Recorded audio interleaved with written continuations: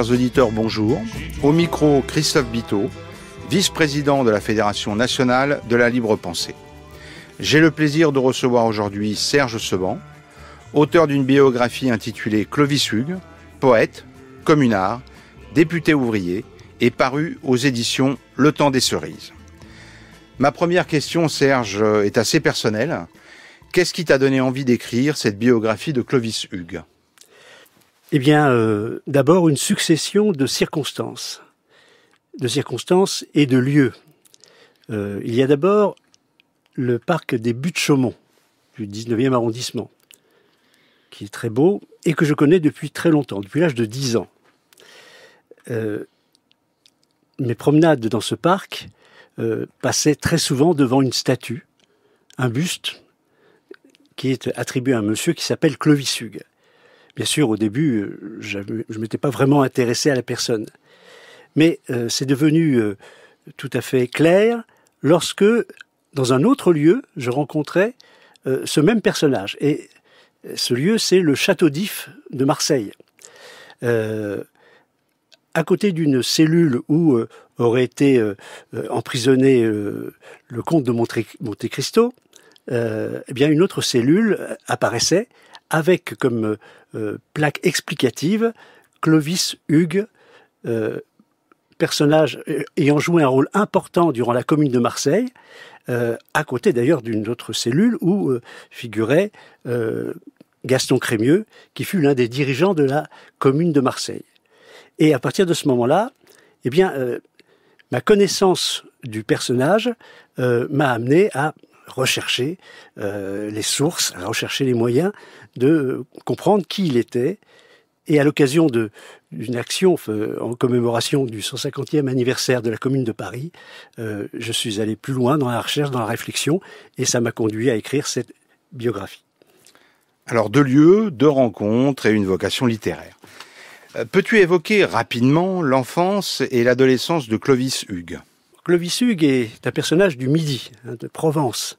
Plus précisément, il est né à Ménherbe, dans le Vaucluse, au pied du Luberon, et a vécu bien sûr son enfance dans cette région.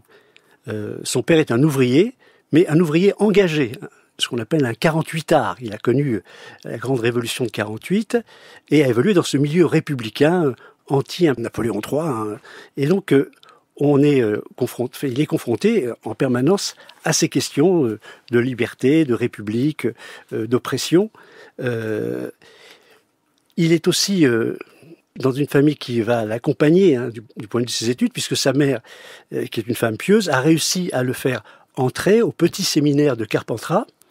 Et de fait, il a pu acquérir connaissances classiques, même si le cadre, on peut dire clérical, de ce petit séminaire va poser problème. Très vite, il va s'engager, comme pour beaucoup de jeunes dans le Midi, dans des manifestations en défense de Garibaldi.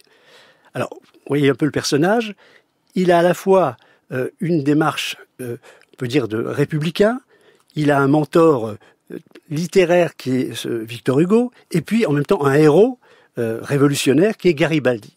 Et entre ces deux hommes, il va se construire une personnalité hors du commun, mais en même temps qui correspond aussi à l'époque à la recherche de toute une jeunesse qui cherche la liberté. On lui dit au petit séminaire que ses engagements sont incompatibles avec son maintien dans l'institution, et donc il doit se débrouiller seul. Il trouve assez facilement, dans ses réseaux républicains, un point de chute dans le journal Le Peuple, qui est dirigé à ce moment-là par une personnalité républicaine qui s'appelle Gustave Naquet, qui va jouer un rôle très important, notamment dans les candidatures de Gambetta, Léon Gambetta, qui sera élu député, justement notamment par l'action de Gustave Naquet et de la Ligue du Midi. Donc voilà, on peut dire comment ce jeune Clovis Hugues entre dans une fonction de journaliste engagé, républicain, et on va lui confier la mission de suivre et de couvrir tous les événements autour de Gaston Crémieux, qui va être bien sûr au cœur des grands bouleversements politiques de l'année 70-71. Reprenons maintenant, si tu le veux bien, successivement les sous-titres de ton ouvrage. Et donc, commençons par Clovis Hugues, communard. Alors, ces événements vont être extrêmement riches et surtout vont s'accélérer très vite à la faveur de cette guerre franco-prussienne. Dès la première défaite, qui est celle de l'armée impériale à Forbach contre les Prussiens, eh bien, se déclenche en France, et en particulier à Marseille, une insurrection qui amène Gaston Crémieux et plusieurs centaines de Marseillais à prendre le contrôle de la mairie, de l'hôtel de ville de Marseille. À ce moment-là, Clovis Hugues est chargé de couvrir l'événement, mais pas seulement. Gaston Crémieux lui confie la charge de constituer une jeune légion urbaine qu'il fait en 48 heures, 400 participants, et dans le but, bien sûr, de protéger cette commune insurrectionnelle qui commence à se manifester.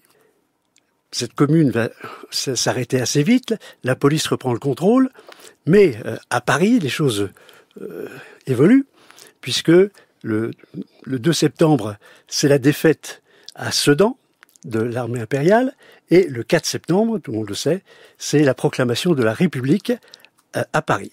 Et là, de nouveau, à Marseille, et pas seulement à Marseille, les insurrectionnels, les insurgés, reprennent le contrôle des mairies pour installer la République et prendre les premières mesures.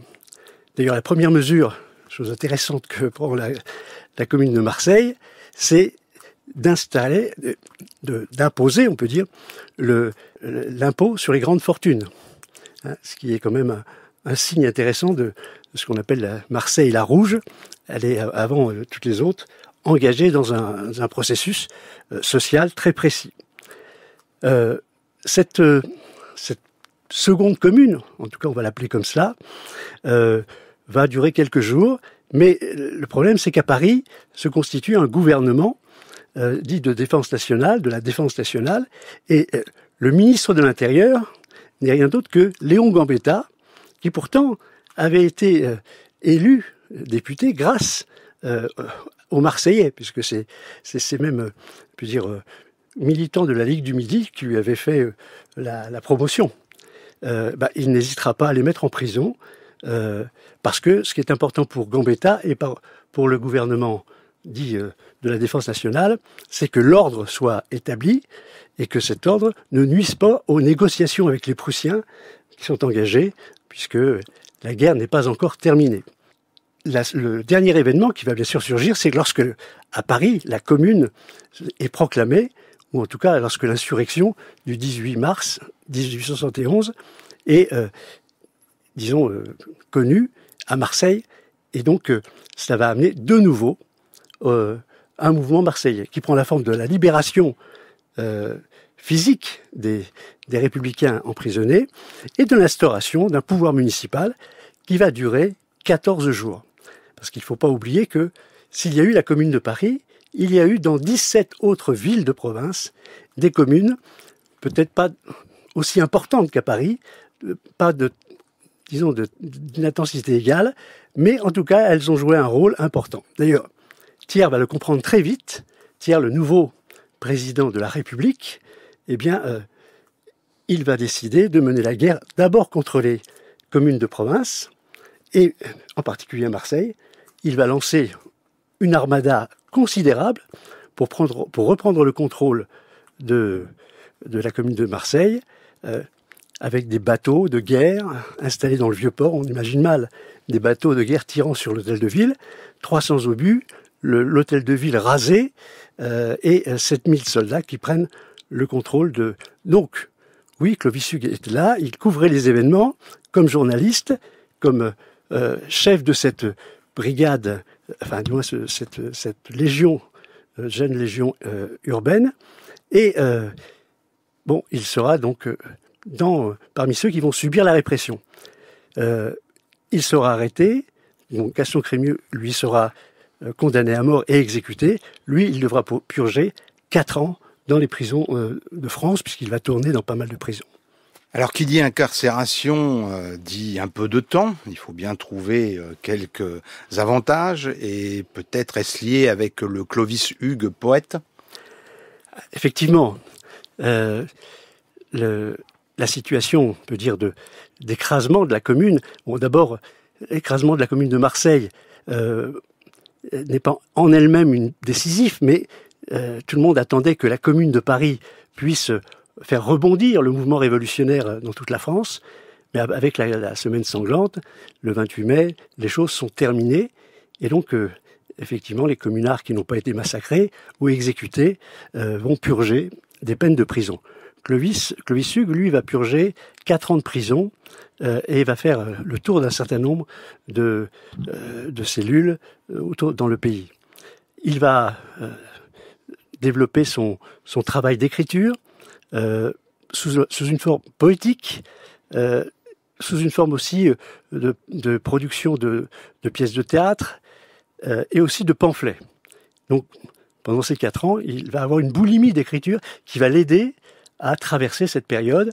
Et il la traversera non sans avoir attrapé un asthme chronique qui va le suivre toute sa vie et bien sûr sera, on peut dire, l'une des raisons de son décès. Enfin, Clovis Hugues, député ouvrier, je crois qu'on peut même dire premier député ouvrier. Oui, c'est cela aussi un des aspects, une des marques de fabrique de Clovis Hugues. C'est qu'il a la caractéristique d'être le premier député ouvrier. Et il s'en vante. Et ça pose beaucoup de problèmes à la Chambre. Comment un député ouvrier, qu'est-ce que c'est que cela il est fier d'aborder ce titre parce qu'il est effectivement un député qui est présenté par le Parti ouvrier qui vient de se constituer, dirigé par Jules Guesde et par Paul Lafargue, le gendre de Karl Marx. Il va assumer ce rôle, on peut dire, sur tous les plans. Sur le plan social, d'abord, bien sûr, parce que les grèves, la situation sociale est terrible.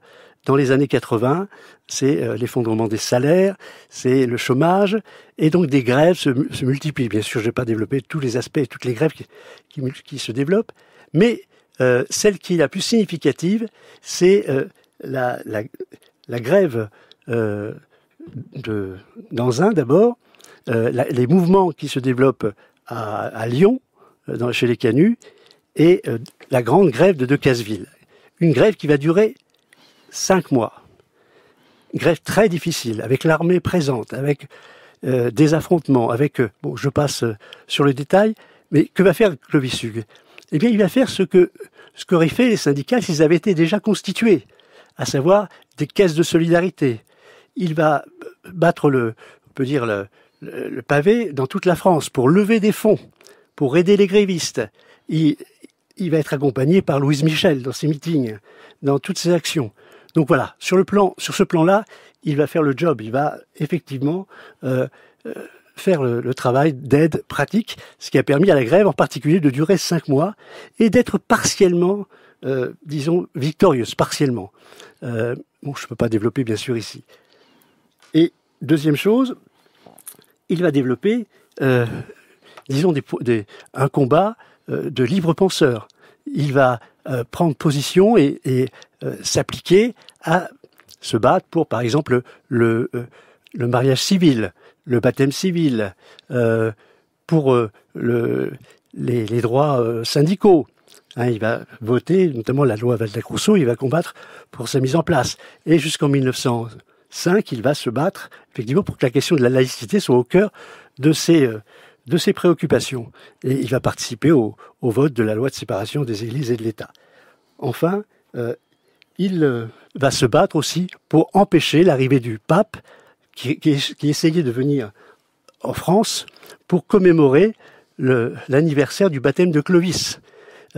Pourquoi il veut l'empêcher? Parce que la question de la laïcité, de la séparation de l'Église et de l'État était un élément constitutif de son combat. Et d'une certaine façon, il va y parvenir en organisant dans toute la France des commémorations, des marches, des fêtes qu'il appellera d'ailleurs le blasphème de Clovis. à opposer bien sûr au baptême de Clovis. Et de ce point de vue, le pape va devoir renoncer à se rendre en France pour ce fameux baptême, le gouvernement ne tenant pas à relancer une guerre sur cette question. Et donc c'est un point qui me semble important, l'un des aspects bien sûr, il y en a beaucoup d'autres que je ne peux pas développer ici. Alors écoutez, mon cher Serge, j'ai été très intéressé par ce blasphème de Clovis. Tu sais que la libre pensée apprécie certaines manifestations, comme le repas tête de veau au moment de la décollation de Louis Capet, les repas gras en réponse aux interdits religieux. Peut-être serait-il temps de remettre au goût du jour le blasphème de Clovis. Et c'est sur ces fortes paroles et sur cette proposition que notre émission va se clore. Il ne me reste plus qu'à remercier notre invité Serge Seban, Luc Jean Reynaud à la réalisation, Ruben Carmazin à la technique et Claire Poinsignon à la production. Et je ne saurais conclure sans vous inviter à acheter et lire l'ouvrage de Serge Seban, Clovis Hugues, poète, communard, député ouvrier, paru aux éditions Le Temps des Cerises, dont, je crois, Serge, la réimpression est en cours. Merci.